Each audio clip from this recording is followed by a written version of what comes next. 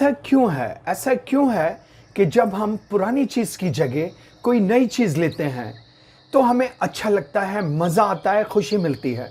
लेकिन जैसे जैसे समय बीतता है फिर वही एहसास होने लगता है जो कि पुरानी चीज़ में था।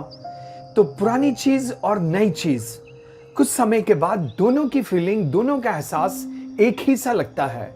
फॉर एग्जाम्पल, हमने एक मोबाइल फ़ोन लिया, स्मार्टफोन, हमें बहुत खुशी हुई, बहुत मज़ा आया, लेकिन कुछ समय के बाद बिल्कुल वैसा ही एहसास होने लगा जैसा कि पुराने फ़ोन के साथ था। इसी तरह हमने चिकन बिरयानी खाई, हमें मज़ा आया, हमने दाल खाई, हमें मज़ा आया, लेकिन चिकन बिरयानी का 10वां निवाला, दाल का 10वां निवाला, मज़े में दोनों बराबर से लगते हैं। इसी तरह एक बड़ा मकान हमें मिला, हमें खुशी हुई, मज़ा आया, लेकिन कुछ समय के बाद वो मकान हमें छोटा लगता है और हमें वही फीलिंग आती है जो कि पुराने मकान में आ रही थी।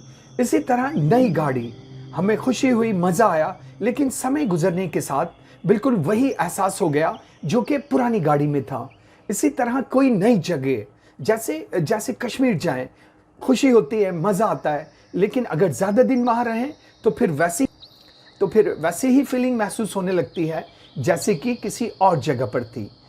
तो ये मज़े का कम होना, 24/7 सप्लाई का ना होना, खुशी का हर समय हर वक्त ना मिलना, सुकून का हर समय हर वक्त ना मिलना, ये बात हमें ये सोचने पर मजबूर करती है कि क्या इस प्लैनेट पर खुशी, मज़ा, सुकून, इन सब की 100% सप्लाई नहीं है। सिर्फ सैंपल की सप्लाई दी गई ये बताने के लिए कि मज़ा ऐसा होता है, खुशी ऐसी होती है। तो मज़ा, खुशी की 100% सप्लाई ना मिलना, हर वक्त उनका इंसान को फील ना करना, ये सोचने के लिए मजबूर करता है कि क्या ये किसी और प्लैनेट पर किसी और वक्त के लिए है। इसको हम इस तरह भी देख सकते हैं कि फॉर एग्जाम्पल, हमें प्यास लगती है, हम पानी पीते हैं और हमारी प्यास मिट जाती है। तो इससे ये पता चलता है कि प्यास और पानी, इन दोनों का रिश्ता है। जब प्यास से पानी मिलेगा तो सुकून मिलेगा और प्यास खत्म हो जाएगी। यानी थर्स्ट और वाटर, इन दोनों के बीच एक पावरफुल रिश्ता होता है। फॉर एग्जाम्पल, हमें प्यास लगी, पानी इस रूम में मौजूद नहीं है, पानी हाउस में भी मौजूद नहीं है, पानी गली में भी मौजूद नहीं है, पानी डिस्ट्रिक्ट में भी मौजूद नहीं है, पानी सिटी में भी मौजूद नहीं है, मगर हमें प्यास लग रही है। पानी कंट्री में भी मौजूद नहीं है, लेकिन प्यास का लगना, थर्स्ट का लगना, इस बात का सबूत है कि पानी कहीं ना कहीं मौजूद है। न सिर्फ मौजूद है बल्कि प्यास और पानी, इन दोनों के बीच एक रिश्ता है कि जब हम पानी पिएंगे तो प्यास बुझ जाएगी। इंसान के अंदर एक परफेक्शन की प्यास है, थर्स्ट फॉर परफेक्शन, यानी वो मुकम्मल तौर पर मज़ा लेना चाहता है, खुशी लेना चाहता है, 24/7 लेना चाहता है, लेकिन उसे नहीं मिलती, उसे सिर्फ सैंपल के तौर पे, नमूने के तौर पे मिलती है। तो क्या ये थर्स्ट फॉर परफेक्शन हमें सोचने के लिए मजबूर करता है कि कोई प्लेस ऑफ परफेक्शन भी मौजूद है जहां जाकर ये प्यास बुझ जाएगी। इंसान के अंदर प्यास है परफेक्शन की।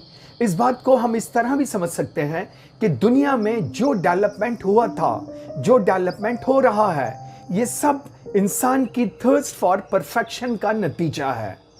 यानी इंसान के अंदर प्यास है मुकम्मल चीज़ों को करने की, मुकम्मल होने की। तो ये प्यास उसे उभारती है डेवलपमेंट और इन्वेंशन और डिस्कवरीज के लिए।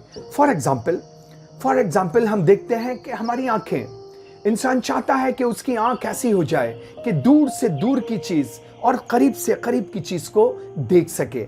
यानी वो माइक्रोकॉस्मिक यूनिवर्स, बैक्टीरिया और वायरस की दुनिया को देख सके, वो माइक्रोकॉस्मिक यूनिवर्स, प्लैनेट्स और स्टार्स की दुनिया को देख सके। तो ये परफेक्ट आंख को करने की प्यास, इस प्यास ने अंदर से प्रेशर दिया, इंसान ने रिसर्च की और माइक्रोस्कोप, मैक्रोस्कोप, टेलीस्कोप, ये चीज़ें पैदा हुई, इनका इन्वेंशन हुआ।